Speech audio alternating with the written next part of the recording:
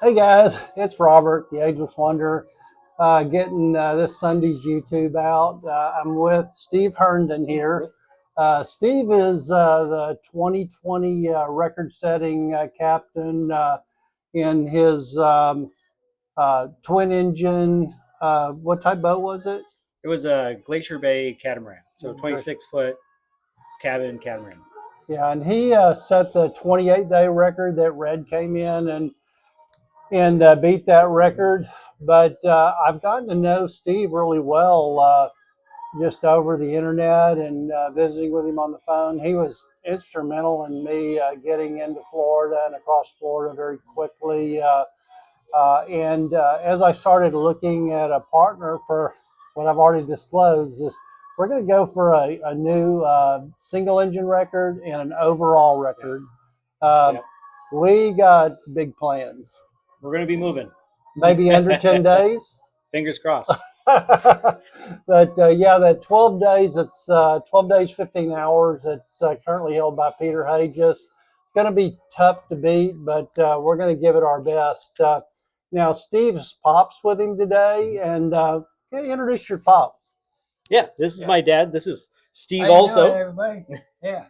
He did 8 days with me on my loop. He picked him up in Lake Huron and then cruised all the way to St. Louis with me. To St. Louis. Yep. Yep.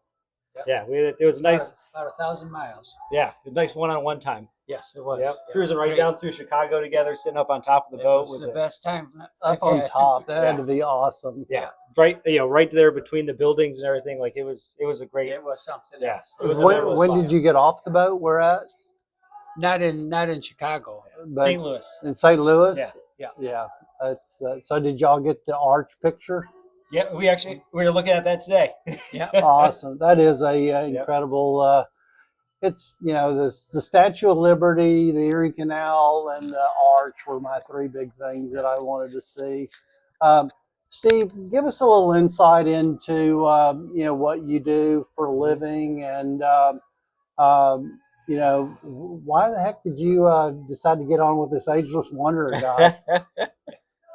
I guess to answer the last question first, because you asked. Okay. But I mean, I've been boating so much of my life. From a kid on the Great Lakes into doing a naval cadet program when I was a teenager, going to a merchant marine academy for a short time after high school, and then even as a firefighter, which had been my career. I'm in my 19th year now of it. We have a lot of fireboats, so I end up on the water with that. And along the way, started my own charter company where I charter Southwest Florida down through the Keys on a couple boats that I had. And then as I learned about the Great Loop and the route of it and how it's usually a retirement loop, it's like, well, I was still in my 30s. I'm like, I don't want to wait till I retire. And also, Why wait? Who knows if I'm going to make it to retirement? Like we don't know tomorrow, right? So came up with this plan that I'm like, well, if it's a 6,000 mile loop, which is kind of like what you hear when you do research on it, I'm like, if I can do 200 miles a day, I can do that in a month. I'm like, I can take a month off of work. I can take a month away from seeing the kids. Luckily through FaceTime I was able to see them quite a bit, but yeah, ended up taking that month off and did my loop in 28 days. I got to see all 5 Great Lakes. Well, just a question. Did you know you were going for a record when you started? I didn't even think about a record. I was just going for a boat trip. Just wanted to go. Yeah, I was going. So at what point did you hear you were setting a record? It really wasn't until I got done with it when people were like, really? "Oh, well, that's a new record." I knew there was the I've drawn a blank on his name. The guy that did it in the pontoon boat. He did it in like 30 some days, but over time, doing it in sections. Where this was, I was going for a one shot run, and even with that, I was doing 30 days, a month. But then when I was looking at my calendar, I'm like, well, if I get done in 28 days, that's 4 weeks on the calendar. Like it's nice and clean. I like that. Okay. And ended up pushing a little harder on my last couple of days and got home, which was areas I've already boated quite a bit. Yeah, if you haven't seen his videos, your YouTube channel is Tortuga Steve. Tortuga Steve on YouTube. Yeah, check it out. I'll put a link on board. But again, we do want to blow up his channel, so you won't have to look for him when we start doing our loop next year. And Well, I'm excited to have you on board. And when I say on board, Steve and I are going to be co-captains in this event. Steve has so much experience around that East Coast, Great Lakes, grew up in that area, vacations in the Great Lakes. A lot of big water stuff. So he is going to be captaining the boat in our offshore Great Lakes area. And then it'll transition to me as the captain while we're on the river sections. And, what does that mean? What it means is we will have discussions, but if it comes to a snap decision needs to be made, that decision will be made by Steve, and I'll follow through, because sometimes you just can't wait. Sometimes you have to just make a decision, even if it isn't the best, and get moving with it. And same thing on the river. And I wouldn't do that with anyone. I feel so comfortable with Steve and his training and experience. I think we're going to make a almost unbeatable team. I'm hoping so.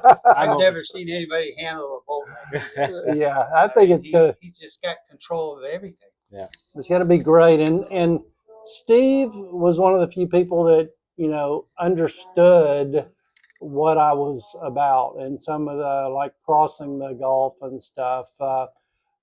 There's reasonable risk, and there's preparation, and having a boat that's set up to take the risk. And we are going to make sure that we have a great boat. It's going to be set up well. Steve and I will train together. Our food's coming. Oh, there we go. There you go. All Yeah. right. Yes, Thank you. sir. On the flour tortillas. Awesome. for Yeah, here, ya. I'll pass it. Thank you. Awesome. Thank you. Yeah, you guys need anything else about food? I think that'll do it. No? Ready, I'll All right, How thanks. about some more? Oh, you got more napkins. Yeah. Thank you, sir. Yes. So,